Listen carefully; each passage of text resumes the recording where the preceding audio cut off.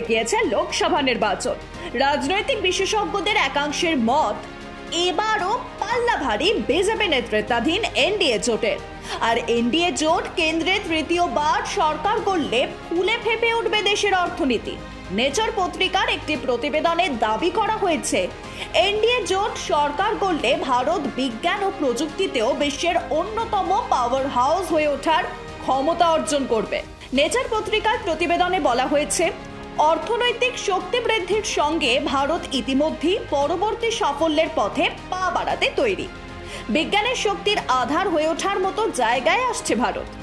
প্রতিবেদনে তুলে ধরা হয়েছে ভারতের ফার্মাসিউটিক্যাল ইন্ডাস্ট্রির কথাও। 2021 ও 22 অর্থবর্ষে ভারত যে পরিমাণ ওষুধ বিদেশে রফতানি করেছে তা উল্লেখযোগ্য। দেশের এই ওষুধের জন্য উপকৃত হয়েছে গোটা বিশ্ব।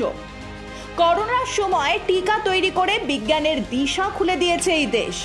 এছাড়াও দেশীয় প্রযুক্তিকে কাজে লাগিয়ে ভারত যেভাবে চাঁদের দক্ষিণ মেরুতে সফল অবতরণ করেছে তার প্রশংসা করা হয়েছে পত্রিকার ওই প্রতিবেদনে। আর এরই মাধ্যমে বিশ্বমঞ্চে আরও এক ধাপ এগিয়ে গিয়েছে ভারত।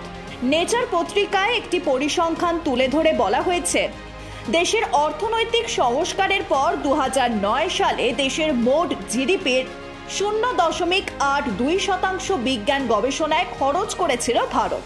কিন্তু তারপর থেকেই ধীরে ধীরে তা নিম্নমুখী হতে শুরু করে। এরপর 2014 সালে ক্ষমতায় আসে বিজেপি নেতৃত্বাধীন এনডিএ সরকার।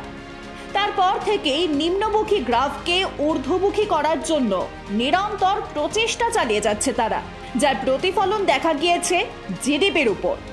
2020-21 অর্থবর্ষে দেশের মোট জিডিপির 0.64% খরচ হয়েছে বিজ্ঞান ও গবেষণায়।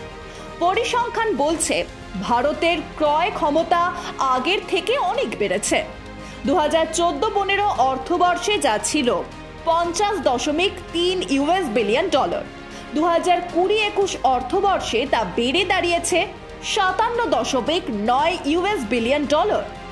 এখানে উল্লেখযোগ্য, গত আগস্ট মাসে সংসদে একটি বিল পাশ করানো হয়েছে, যার মাধ্যমে অনুসন্ধান ন্যাশনাল রিসার্চ ফাউন্ডেশনের জন্য একটি তহবিল সংস্থা গড়ে তোলা হচ্ছে, যারা গবেষণার অর্থ বিনিয়োগ নিয়ন্ত্রণ করবে। 500 বিলিয়ন খরচ করা হচ্ছে গবেষণা খাতে। সরকারিভাবে গবেষণার পাশাপাশি বহু বেসরকারি প্রতিষ্ঠানও আগ্রহ দেখিয়ে এগিয়ে আসছে এই গবেষণাকে এগিয়ে নিয়ে যেতে। বিশেষজ্ঞদের মত, এর ফলে প্রযুক্তি ও গবেষণার উপর ভর করে আরও ফুলে ফেপে উঠবে দেশের অর্থনীতি। Bureau report, Ritam Bangla.